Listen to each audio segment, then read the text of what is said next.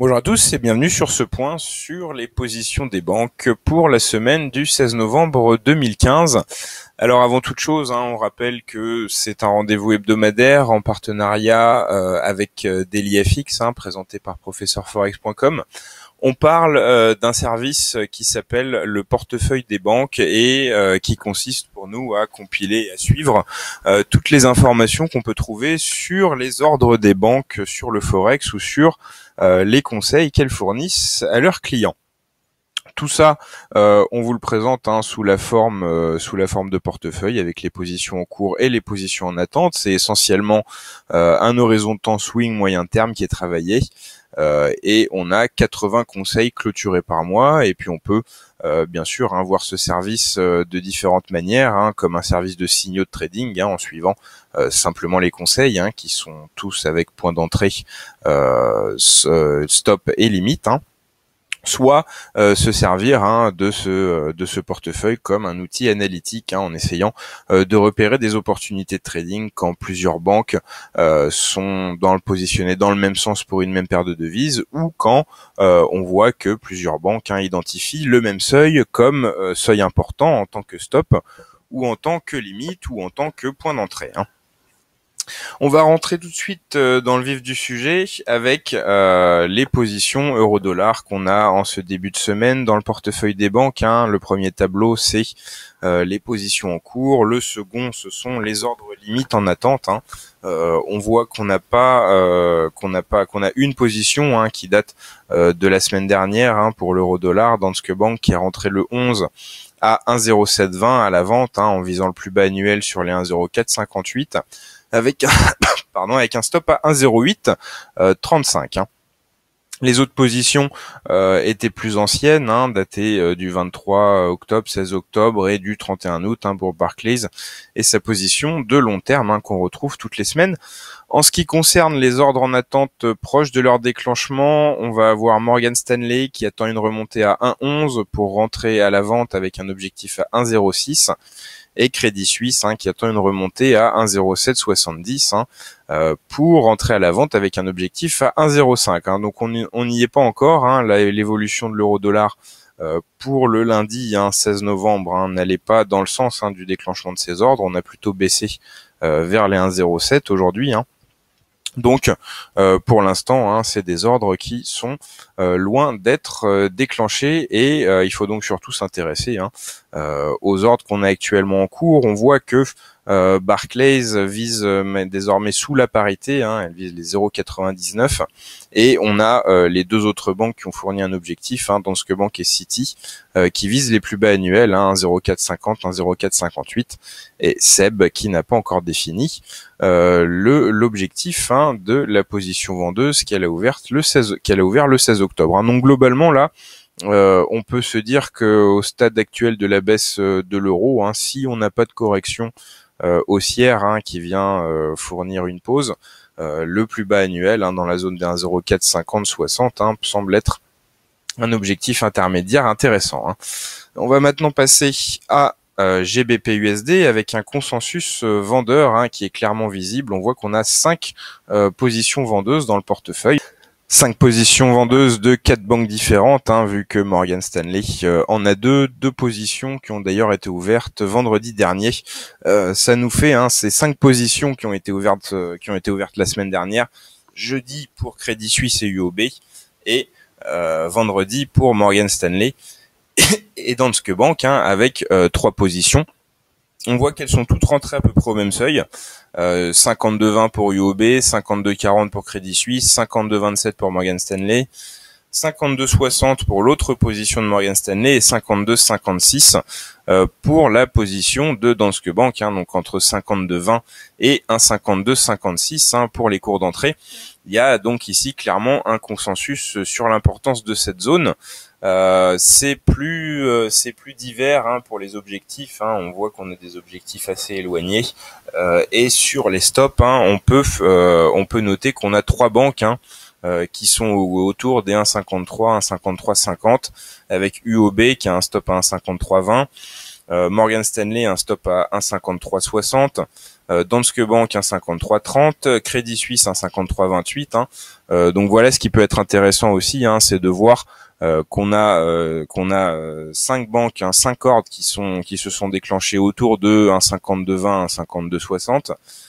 Et sur ces 5 ordres, on en a pas mal qui visent la zone des 1,5320, 1,5360. Donc là, c'est vrai que si on veut pas suivre des conseils simplement en suivant le cours d'entrée, l'objectif et le stop, on peut tout de même s'intéresser au cas de GBP/USD, vu qu'on a 5 banques qui sont à peu près positionnées de la même manière. Peut-être que le cas est intéressant et qu'on peut confirmer que c'est une bonne idée de rentrer en position. Voilà comment on peut voir les choses également. On va poursuivre avec l'USD/CHF, pour lequel on a un consensus acheteur également avec 5 ordres d'achat dans le portefeuille des banques en ce début de semaine. Comme pour GBP/USD, on en a 2 qui concernent la même banque, Morgan Stanley, et on voit que sur les 5 positions acheteuses ouvertes, on en a 2 qui ont été ouvertes la semaine dernière, en fin de semaine dernière, jeudi, avec Barclays qui est rentré à l'achat à 1,0068 et Morgan Stanley qui est rentré à l'achat à la parité. Ces 2 positions très différentes, vu que pour Barclays c'est du long terme avec une hausse très importante attendue de plus de 1000 pips, avec un objectif à 1,135. Et pour Morgan Stanley, c'est quelque chose de plus réaliste, avec un objectif à 300 pips à 1,03. Au niveau des stops, on peut voir qu'autour des 0,98, on a 2 banques, Crédit Suisse et Danske Bank, 0,97,99 et 0,98. 0,96,95 pour Barclays, 0,98,90 pour Morgan Stanley et 0,99,30 pour l'autre position de Morgan Stanley. Donc pas de consensus général particulier sur les stops, mais un consensus acheteur très net sur le dollar contre le franc suisse. Le dollar contre le dollar canadien, on a un consensus acheteur avec 4 positions acheteuses actuellement dans le portefeuille, mais aucune récente. Elles datent toutes non pas de la semaine dernière, mais de la semaine précédente. Et c'est des positions qui sont maintenant plus proches de leur objectif que de leur cours d'entrée.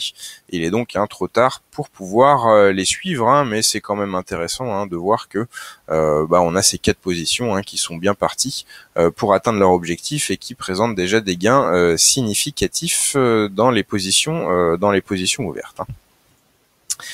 Et on termine avec le NZD/USD cette semaine avec également 5 positions vendeuses dans le portefeuille.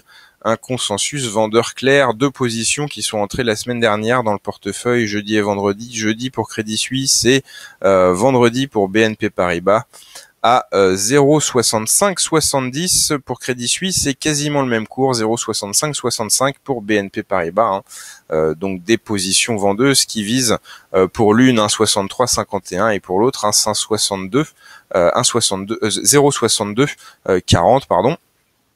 Les stops, on peut voir qu'autour de, ils sont tous dans une zone de 100 pips. On a le plus bas stop qui est à 65,90, donc en gros, 0,6590, donc en gros 0,65, en gros 0,66, 0,6760 pour le Crédit Agricole, 0,67 pour BNZ, 66,27 pour Crédit Suisse, 66,50 pour BNP Paribas. Donc là, il n'y a pas vraiment de consensus clair, mais on peut quand même s'intéresser à une zone entre 0,66 et 0,67. Une bande donc d'une centaine de pips. Voilà pour le NZD/USD avec donc 2 positions vendeuses entrées dans le portefeuille. La semaine dernière, on a maintenant terminé de faire le point sur les idées de trading les plus intéressantes du portefeuille des banques. Il faut rappeler que c'est un service qui est accessible gratuitement pour les clients FXCM et que vous retrouvez cette intervention tous les lundis à 16h. Alors sur la salle de trading live de DailyFX et puis ensuite sur la chaîne YouTube de DailyFX. Ce qu'il faut savoir, c'est que là, pendant ce webinaire hebdomadaire, on fait un instantané en gros du portefeuille des banques, mais que ce portefeuille est mis à jour 3 à 5 fois par jour. On vous met quelques paires de devises en valeur, mais on en a 9 qui sont suivies. Et vous avez d'un côté les positions en cours et les ordres en attente, et surtout vous avez également un centre d'analyse des performances avec les classements des banques pour toutes les paires de devises, pour différents horizons de temps. Ça permet donc de se créer des filtres et de se dire je vais peut-être suivre telle banque sur telle paire de devises et puis une autre sur une autre paire de devises, et de se constituer ainsi son propre portefeuille. Ça c'est intéressant. Et enfin, ce qu'il faut savoir, c'est que via notre site professeurforex.com, vous pouvez tester gratuitement ce service pendant 7 jours. Donc le portefeuille des banques fait partie du service PFX Premium. Donc sur le site professeurforex.com, c'est proposé dans le menu, vous avez PFX Premium et vous pouvez vous inscrire pour 7 jours d'essai et voir concrètement comment ça se passe pendant 7 jours. Je vous souhaite à tous une très bonne fin d'après-midi, de très bons trades, et je vous donne rendez-vous donc la semaine prochaine pour refaire le point sur les positions des banques sur le Forex.